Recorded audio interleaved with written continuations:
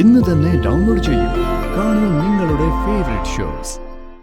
ഇതിനേക്കാളും നന്നായിട്ട് ഒരാൾക്ക് എന്നെ സ്നേഹിക്കാൻ പറ്റില്ല.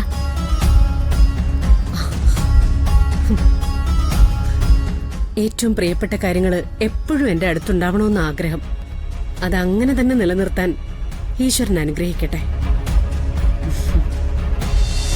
താ നോക്കിക്കോ, താനൊന്ന് പാടി തെളിഞ്ഞിട്ട് നാട് മുഴുവൻ തന്നെ ആരാധിക്കുന്ന സമയത്ത് ഞാൻ തന്റെ പേരിൽ ഒരു മ്യൂസിക് കമ്പനി അങ്ങ് തുടങ്ങും. എന്നിട്ട് അതിൽ നിന്ന് കോടികൾ സമ്പാദിക്കുകയും ചെയ്യും. നടക്കാത്ത കാര്യങ്ങളെ ഒരുപാട് ഇങ്ങനെ പറയല്ലേ. പാനത്തോളം ആഗ്രഹിച്ചല്ലേ കുന്നോളെങ്കിലും കിട്ടുമെന്നല്ലേ എന്ന് അച്ഛൻ പറഞ്ഞു തന്നിട്ടില്ലേ? അച്ഛൻ നേരെ മറിച്ചാ പറഞ്ഞിട്ടില്ല. കുന്നോളം ആഗ്രഹിച്ച കുഞ്ഞിക്കുരുവോളം കിട്ടുമെന്നാ പറയാ. ഇപ്പൊ പ്രശ്നം തീർന്നല്ലോ.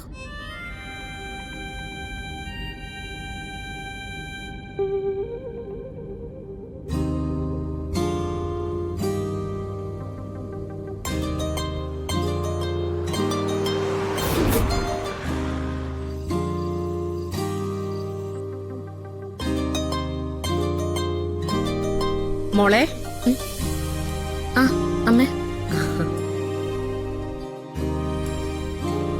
എങ്ങനെയുണ്ടായിരുന്നു മോളെ ഫംഗ്ഷനൊക്കെ? നന്നായിരുന്നു അമ്മേ. എല്ലാരും കൂടി നിർബന്ധിച്ച് എന്നെ പാട്ട് പാടിക്കുകയൊക്കെ ചെയ്തു. ആ, അത് നന്നായി. മോള് വീട്ടിൽ വിളിച്ചായിരുന്നോ? ഇല്ല, ഇന്ന് രാവിലെ വിളിച്ചതാ. അച്ഛനും അമ്മയും ഇങ്ങോട്ട് വരാത്തെന്താ? അത് അവിടുത്തെ കാര്യങ്ങളൊക്കെ അമ്മയ്ക്ക് അറിയാലോ. മുത്തശ്ശിയുടെയും പ്രിയങ്കയുടെ ഒക്കെ അവസ്ഥ. അതൊക്കെ അറിയാം. എന്നാലും ഇടയ്ക്ക് ഇതുവഴി ഒന്ന് വരാല്ലോ. വിശേഷങ്ങളൊക്കെ അന്വേഷിച്ചു പോവാല്ലോ. അച്ഛനെയും അമ്മയും കാണുന്നത് എല്ലാവർക്കും ഒരു സന്തോഷമല്ലേ. ബന്ധങ്ങളാ മോളെ ഒരാളുടെ സമ്പാദ്യം എന്ന് പറയുന്നേ. ഏറ്റവും അടുത്തവർ തമ്മിൽ ഒരു അകലവും ഇല്ലാതെ ഇടയ്ക്കൊന്ന് കാണുക. എന്തെങ്കിലുമൊക്കെ വിശേഷങ്ങൾ പരസ്പരം ചോദിക്കുക. അതൊക്കെ വേണ്ടേ? ആ, മോളൊരു കാര്യം ചെയ്. അമ്മയെ വിളിച്ചിട്ട് പറ്റുമെങ്കിൽ നാളെ അമ്മയോടും അച്ഛനോടും കണിമംഗലത്തേക്കൊന്ന് വരാൻ പറയ്. അമ്മ എന്തേലും പ്രത്യേകിച്ചുണ്ടോ? അല്ല, അമ്മ പെട്ടെന്ന് വരാൻ പറഞ്ഞതുകൊണ്ട് ചോദിച്ചാ. അങ്ങനെ പ്രത്യേകിച്ചൊന്നുമില്ല. മോള് കണ്ടിട്ടില്ലേ, കൽപ്പന അന്വേഷിച്ച് ഇവിടെ അങ്ങനെ വീട്ടിൽ നിന്ന് ആരും വരാറില്ല. കൽപ്പനയ്ക്ക് അത് വലിയ ആഗ്രഹവുമില്ല. മോളങ്ങനെയല്ലല്ലോ, കുടുംബവുമായിട്ട് കൂടി കഴിഞ്ഞ കുട്ടിയല്ലേ. ബന്ധുക്കളൊക്കെ ഇടയ്ക്കിടെ വരുന്നതും പോകുന്നതൊക്കെ അച്ഛന് വലിയ കാര്യ. 1-2 ദിവസമായിട്ട് ആറ്റുവാശ്ശേരിന്ന് ആരെയും കാണാറില്ലല്ലോ എന്ന് പറഞ്ഞ് ചോദിക്കുകയും ചെയ്താ. എങ്കിൽ ഞാൻ നാളെ തന്നെ അച്ഛനോടും അമ്മയോട് വരാൻ പറയാം. അവിടെ എന്തെങ്കിലും തിരക്കുണ്ടെങ്കിലും നിർബന്ധിക്കണ്ട കേട്ടോ. ഞാൻ പറഞ്ഞതേ ഉള്ളൂ. ശരി അമ്മേ. എന്നാ മോള് വിശ്രമിച്ചോ. അമ്മേ, എന്താ മോളെ? അത് ഒന്നുമില്ല. ഈ വരണ വിവാഹം കഴിക്കാൻ തീരുമാനിക്കുമ്പോ എന്റെ മനസ്സിൽ ഒരുപാട് പേടികളുണ്ടായിരുന്നു. എങ്ങനെയായിരിക്കും എന്നോടുള്ള പെരുമാറ്റം, എനിക്ക് എന്ത് സ്ഥാനമായിരിക്കും ഇവിടെ എന്നൊക്കെ. പക്ഷേ അമ്മ ഒരാൾ ഒറ്റയ്ക്ക് ആ ചിന്തയൊക്കെ മാറ്റിമറിച്ചു. ഇതിനേക്കാളും നന്നായിട്ട് ഒരാൾക്ക് എന്നെ സ്നേഹിക്കാൻ പറ്റില്ല.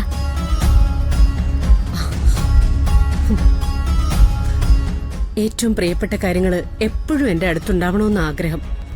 അതങ്ങനെ തന്നെ നിലനിർത്താൻ ഈശ്വരൻ അനുഗ്രഹിക്കട്ടെ.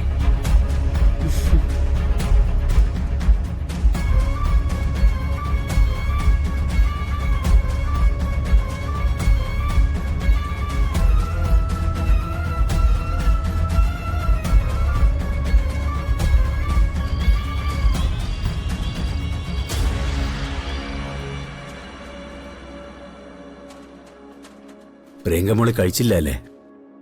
ഇല്ല ദേവേട്ട, ഞാൻ അത് തന്നെ ആലോചിക്കുകയായിരുന്നു. മുൻപൊക്കെ ഒരു നേരം പട്ടിണി ഇരിക്കാന്ന് പറഞ്ഞ അവളെ കൊണ്ട് സഹിക്കാൻ പറ്റാത്ത കാര്യ. ഇപ്പൊ ഒരു മുഴുവൻ ദിവസം കഴിയുമ്പോ ഒരു നേരം എന്തെങ്കിലും കഷ്ടിച്ച് കഴിച്ചാലായി. അത്രയുള്ളൂ. പൂജകൾ കഴിക്കാം, ഡോക്ടർമാരെ കൊണ്ടുപോയി കാണിക്കാം.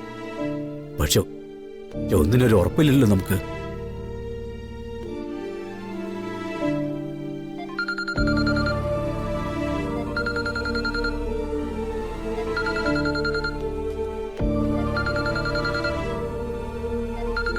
രാധിക മോളാ. ഹലോ മോളെ. ആ അച്ഛാ, പ്രിയങ്കയ്ക്ക് എങ്ങനെയുണ്ട്? ഇപ്പൊ രാത്രിയും ഭക്ഷണം കഴിച്ചിട്ടില്ല. അവള് കാണിക്കുന്ന വാശി നിനക്കറിയാലോ. അവള് ഭക്ഷണം കഴിക്കുന്നില്ല എന്ന് പറഞ്ഞ് അച്ഛനും പട്ടിണിയാണോ? ഇല്ല, ഞാൻ കഴിച്ചു. അമ്മയുണ്ടോ അടുത്ത്? ഉണ്ട്. ഒന്ന് ഫോൺ കൊടുത്ത്. പറ മോളെ. ആ അച്ഛൻ ഭക്ഷണം കഴിച്ചോ അമ്മേ? കുറച്ച് കഴിച്ചു. എല്ലാരും കൂടി ഇങ്ങനെ തുടങ്ങിയാൽ പിന്നെ എങ്ങനെയാ? പ്രിയങ്കയ്ക്ക് സുഖമില്ലാന്ന് വെക്കാം, ബാക്കിയുള്ളവരും പട്ടിണി കിടന്നിട്ട് എന്തെങ്കിലും വരുത്തി വെക്കാനാണോ ഉദ്ദേശം? എന്ത് ചെയ്യാനാ മോളെ? മനസ്സിന് വല്ല സ്വസ്ഥതയും വേണ്ടേ? അമ്മേ, അമ്മേ ഫോണൊന്ന് സ്പീക്കറിലിട്ട്. ഇട്ടു മോളെ. അച്ഛാ, കുറച്ചു മുൻപ് വരുണിന്റെ അമ്മ എന്നോട് സംസാരിച്ചിരുന്നു. നിങ്ങൾ എന്താ കണിമംഗലത്തേക്ക് വരാത്തത്?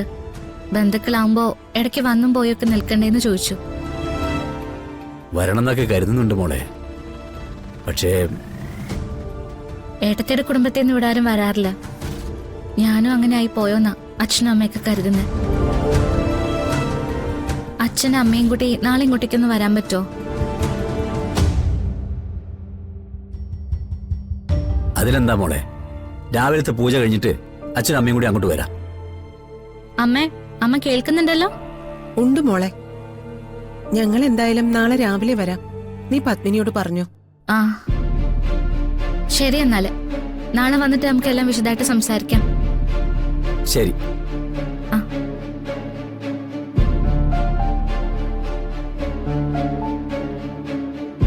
അവര് ചോദിക്കുന്നത് സത്യമല്ലേ? നമ്മളിങ്ങനെ പരിപൂർണമായിട്ട് മാറിയെന്ന് അവരെന്താ കരുതുക? സത്യം പറഞ്ഞ പ്രിയങ്ക തിരിച്ചു വന്ന കാര്യം നമ്മൾ നേരിട്ട് വിളിച്ച് പറയേണ്ടതായിരുന്നു. അത് ചെയ്തില്ല. സാഹചര്യങ്ങൾ നമ്മളെ കൊണ്ട് നിർത്തുന്നത് വല്ലാത്തൊരു പ്രതിസന്ധിയിലാ. പ്രിയങ്കമ്മളുടെ കാര്യത്തില് എന്ത് പറഞ്ഞു വിളിച്ചു പറയാനാ നമ്മള്? സത്യത്തില് പ്രിയങ്കയുടെ തിരിച്ചുവരവ് അവിടെയുള്ളവരെ പേടിപ്പിക്കുന്നുണ്ടാവില്ലേ? ഉണ്ടാവും. അവസരം ഉപയോഗിക്കാൻ അറിയാവുന്നവര് അവിടെ തന്നെ ഉണ്ടല്ലോ. എന്തായാലും നാളെ അവിടെ ചെല്ലുമ്പോ എല്ലാം വിശദമായിട്ട് തന്നെ പറയണം. നമ്മുടെ അവസ്ഥ മനസ്സിലാക്കുന്നവരാ പരമേശ്വരനും പത്മിനി.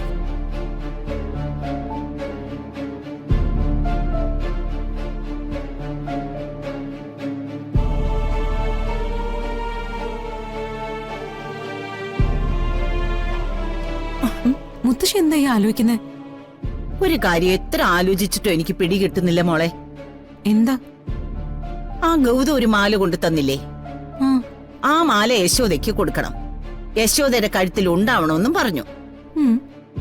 ഇപ്പൊ ദേ ഉർവശി കുറച്ചു മുമ്പേ വിളിച്ച് മാല യശോദയുടെ കഴുത്തിൽ ഉണ്ടോ എന്ന് ചോദിച്ചു. ആ നീ കുറെ കാലം ആ രണ്ടെണ്ണത്തിന്റെ കൂടെ കഴിഞ്ഞതല്ലേ? എന്തായിരിക്കും മോളെ അവരുടെ ഉദ്ദേശം? എനിക്ക് മനസ്സിലാവുന്നില്ല മുത്തശ്ശി.